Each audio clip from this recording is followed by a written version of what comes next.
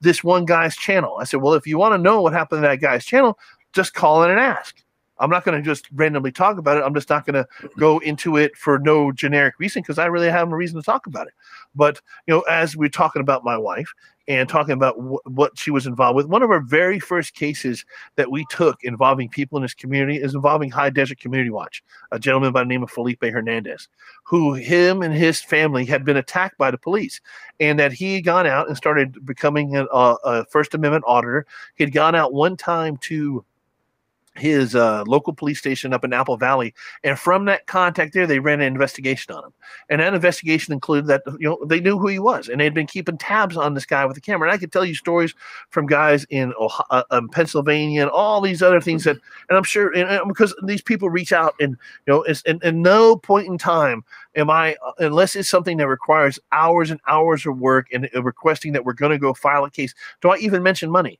Ever. One of the most difficult things I ever get involved in is to asking for fucking money.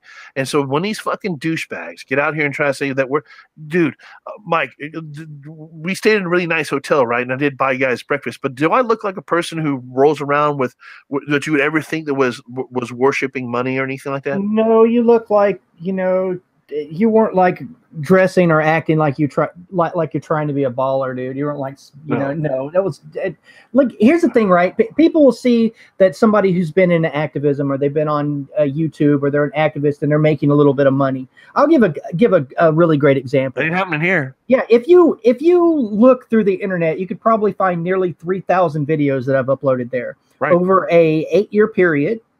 Now, I just started promoting Steemit really heavily. Like, 2 Steemit ads at the beginning and the end of all my videos.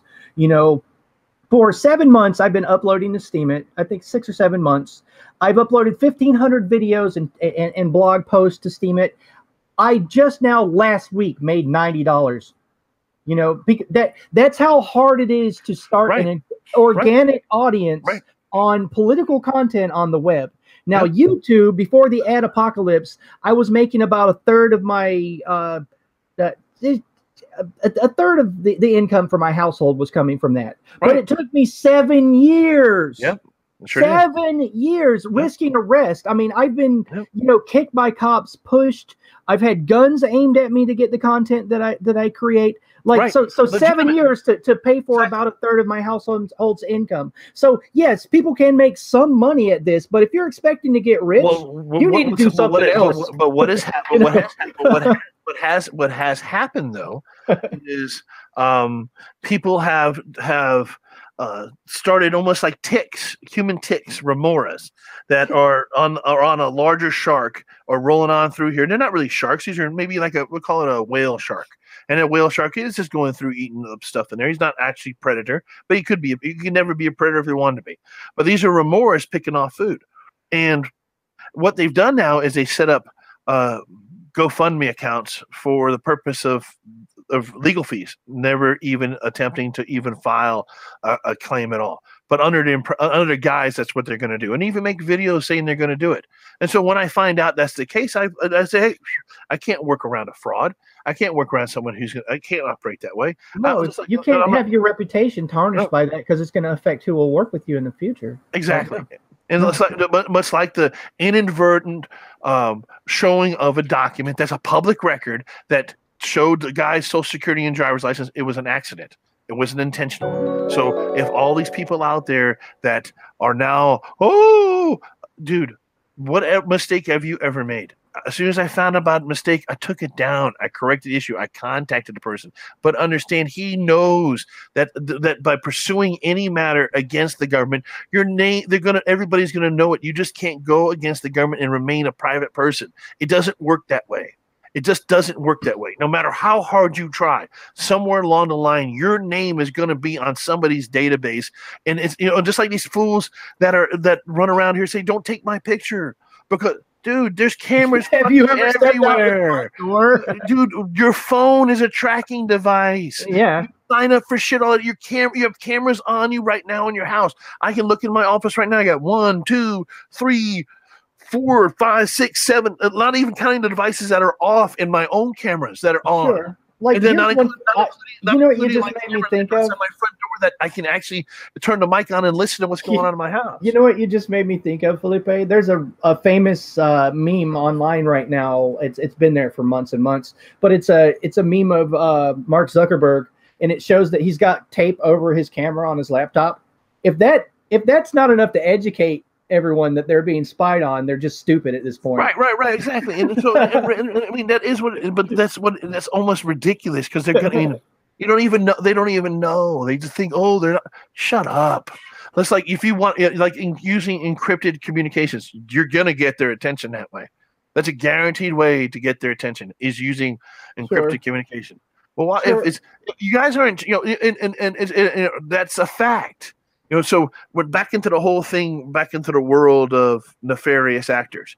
Understand that because of my exposure, and also understand this, when my father left that world, the trying to kill candy world, he was then involved in activities in L.A. because my father's a Los Angeles resident, was born in Alhambra. My family, my family was involved in the defense industry. My father's uncles worked with John McCone when John McCone was I think he was Secretary of War at the time. But my family was involved in. On my father's family, not my family. They are, but they're not mine. They're his uncles. Were involved in Pacific shipbuilders. They built ships for war. I mean, they were involved in the military industrial. That's how my father got involved with the CIA. A lot of people don't know how that worked back in the day. It's a club.